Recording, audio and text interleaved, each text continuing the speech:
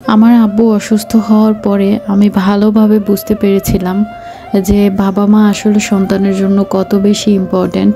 আর তার থেকে বেশি যেটা আমি রিয়েলাইজ করলাম, যেটা ভালোভাবে বুঝতে পারলাম, যেই জিনিসটা আমি ফেস করলাম, সেটা হচ্ছে যে মেয়ে মানুষ হয়ে জন্ম নেয়া, আর তাও হচ্ছে সংসারের বড় মেয়ে। সংসারের প্রথম সন্তান যদি বড় মেয়ে হয় তাহলে তার জন্য পরিস্থিতি অনেক বেশি কঠিন হয়। আর ওই বাবা মায়ের জন্যও না অনেক বেশি কঠিন হয়ে দাঁড়ায় সময়গুলো, যেটা আমি আগে বুঝতাম না কখনোই, কিন্তু এবার আসলে অনেক বেশি বুঝতে পারছি। আর এবার না, আমি আসলে এখন সময় যত যাচ্ছে তত বুঝতেছি যে আমি আসলে কি করলাম।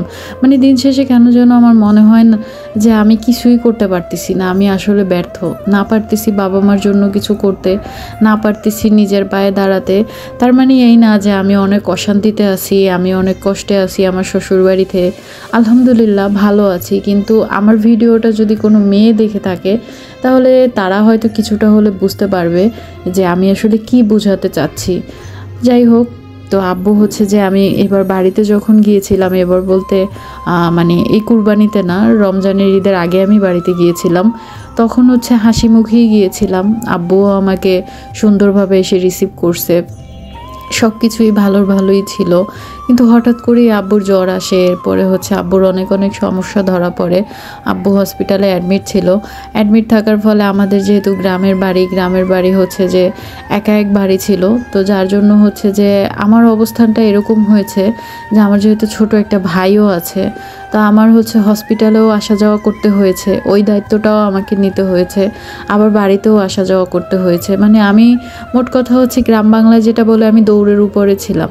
কিন্তু এরপরেও আমি অনেক জায়গায় পরিস্থিতির শিকার হয়েছি, অনেক কিছু ফেস করেছি। সব থেকে বেশি যেই জিনিসটা ফেস করেছি সেটা হচ্ছে আমার হাতে টাকা।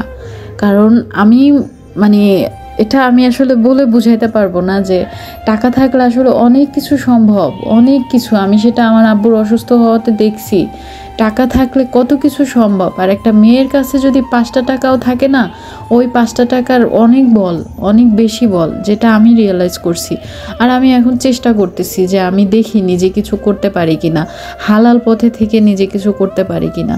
কারণ আমার বাবা মাকে কখনোই আমার হাজব্যান্ড দেখে শুনে রাখবে সেই ভরসাও আমি করতে পারবো না, কিংবা আমার আত্মীয় স্বজন দেখে শুনে রাখবে সেই ভরসাও আমি করতে পারবো না। আমি কারো ভরসাই করি না।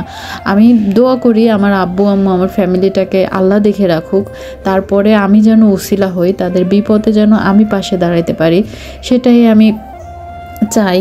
কারণ এত কিছু ফেস করে ফেলেছি এইটুকু বয়সে, যা বলার বাহিরে। আর আমার বাবার ঋণ আমি কি বলবো, আমার বাবার ঋণ আমি কোনোদিনও শোধ করতে পারবো না।